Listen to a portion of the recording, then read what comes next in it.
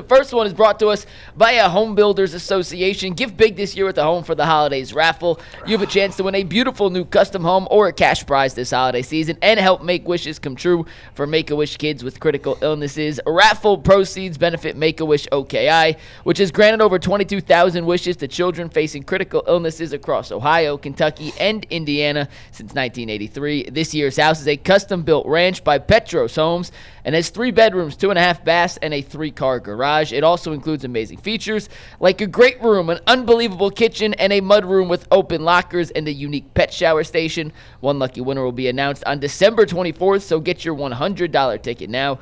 Just visit ahomefortheholidays.org to buy your tickets. That's ahomefortheholidays.org. Terms and conditions apply.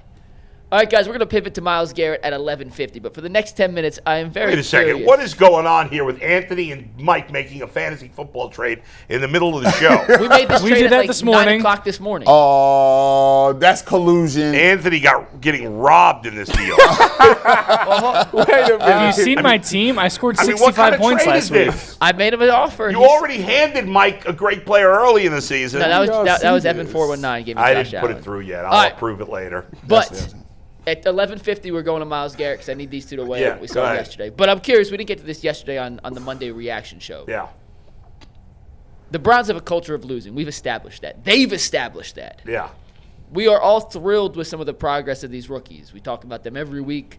Schwesinger, Judkins, Graham, these guys, Fannin, like a lot of promise.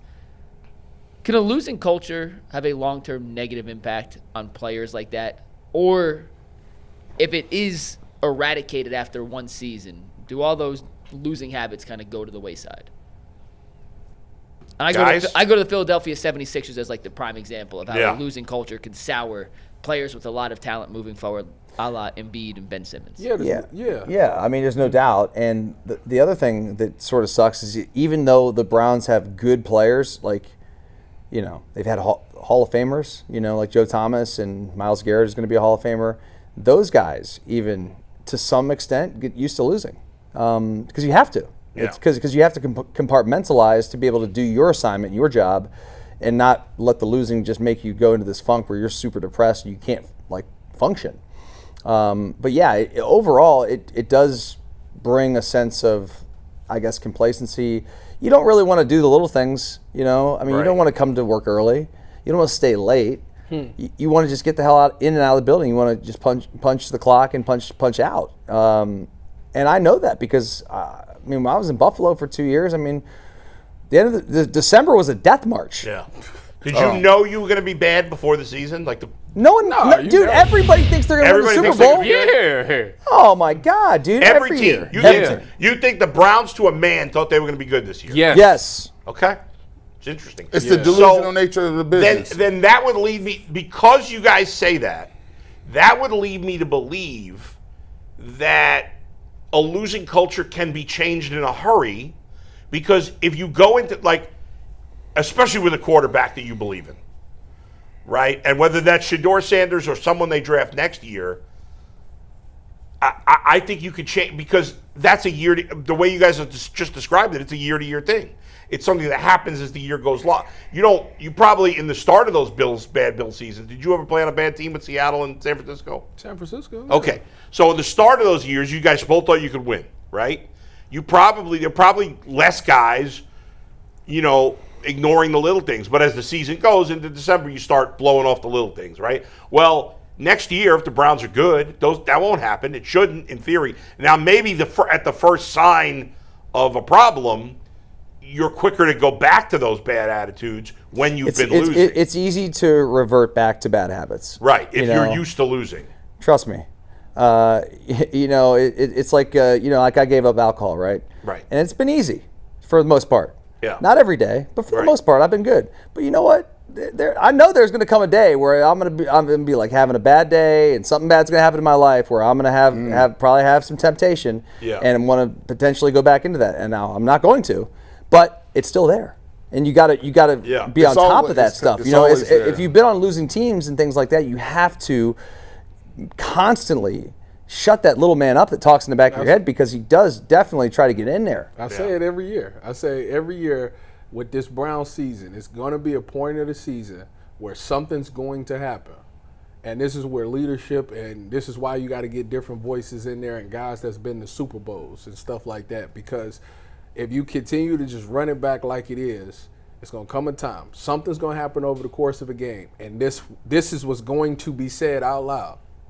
Same old stuff. Here we go again. And if you don't have somebody stop that and nip it in the bud in that very moment and say, no, it's not. We ain't doing that. That whole thing would just linger and everybody would just get into that. It's the same old stuff. Same old Browns. Like what they say. Here's a good example of a winning culture, right? Like, did you see this week Dillon Gabriel, what he said about Keon Coleman? It's time to grow up. Yeah, so like he called out Keon Coleman, young player, second-year receiver. He got benched this week. But essentially something happened during the week too. Like he wasn't. I don't know what practice. Yeah, was late. Whatever. Not minding his P's and Q's, right? Dillon Gabriel is an offensive line veteran. Like been in the league for a long time, and he said, listen, we love him, but it's time for him to grow up essentially, and I thought that was great. I mean, maybe the headline may rub people the wrong way, not me. I heard the clip and I was like, "That's great. That's a winning call." And I didn't say anything. I was like, "That's great." I mean, they got it down there. That's what happens on good teams. Yes. On Browns team, on bad teams like the Browns, people are afraid to say things. It seems like. Man, I remember. But your coach don't say things, so therefore it's hard for you to say things. Yeah. I remember just being like, I didn't understand it, because, if you come from high school, you just never lose, ever. And you're just like, you get to college and you get there and you're like, hold on, like little stuff just seems a little off. Like, so what do you mean y'all cats don't do nothing outside of here? Like, you just be at practice. Like, guys didn't even hang out with one another. It was like, it was just like, oh, we go for practice, people didn't talk. And then it would be little stuff like, they be lifting and we all lifting and it's like, you'd be like, this little lifting routine, it's like 30 minutes. You know how it is. Like, in the league, you ain't lifting like college. I'm gonna tell you that. Like, you ain't lifting during college. And then here's the thing that really gets you is the other little stuff. So like watching film, like you'll see guys in groups, like linebackers group. They'll be like, all backers watching film. Yep. Or all secondary, we watching this. All receivers, everybody after catching the rock, right? You know what I'm saying? And we going over communication. And we doing these different things. Like they giving out tests and quizzes and stuff like that.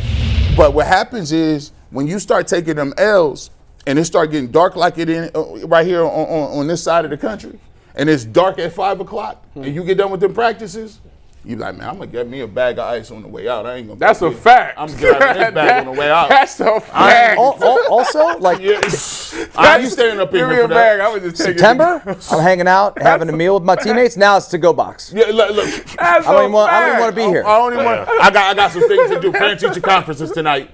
Like then you so you ain't getting treatment. You know what I'm saying? Now instead of you being locked and loaded, you in there taped up, ready to go before the meeting, so you can hit the pre-practice, right? The pre-practice. Now you just like, I still got to get taped up. You getting out there just during stretching. And them is the little things where you start taking L's, because them other teams that's in the playoff hunt, that's consistently in the playoff hunt with major quarterbacks and stars and dudes that got legacy on the line, best believe they locked and loaded. So when you get up out there, they gonna get on that field, and by the second quarter, you gonna know, oh yeah, this a wrap today. Y'all out of line for that, because I used to do that. What's crazy is it doesn't take much to develop those bad habits too. Like when I got to the league, Ohio State winning program, we won a lot, won a natty. We won a natty. And I get to Minnesota my rookie year, and these guys were like 1 foot in the parking lot, and then next thing you know, I'm developing these bad habits. I'm like, what am I doing? Like, this is, I came from Ohio State. Like, we stay after practice. We work hard. Different in Philly, though. I was blessed. Yeah. Oh, my Philadelphia, dude, it was like. I was blessed to awesome. Go to Seattle out of college, because they hit you with that. Yeah, we got post-practice meetings. What? Yeah. And then you find out none of y'all. Okay, it's just us. All right. But when it worked though. It helped. Do you think as guys who have been in the locker room, is the culture set by the coach, by the players who are the best players, the leaders on the team? Is it both? Does it depend on the team? What do you think? To me, it's always been the veteran players. Yeah, I agree. Okay. I agree with that. So on this team, like, who's setting the culture, especially on offense? Like, Can an offensive lineman set the Joe culture? Wyatt Teller, Joe it's- Yeah, I mean those guys can for sure.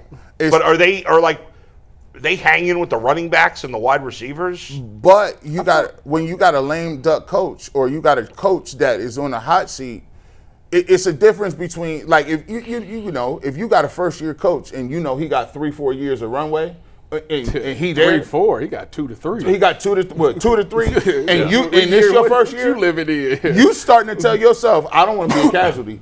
right, I'm gonna have to pay attention to this. I don't want to be a casualty up in here because he still got enough juice to get me up out of here. He ain't gonna make no example of me. I'm gonna toe the line. But if you've been here 6 years and you one of the best players and he been 6 years, you've been 5 years, there ain't really nothing he can do to you. So it's like you just hoping that you have a culture involved that those players want to come and play hard.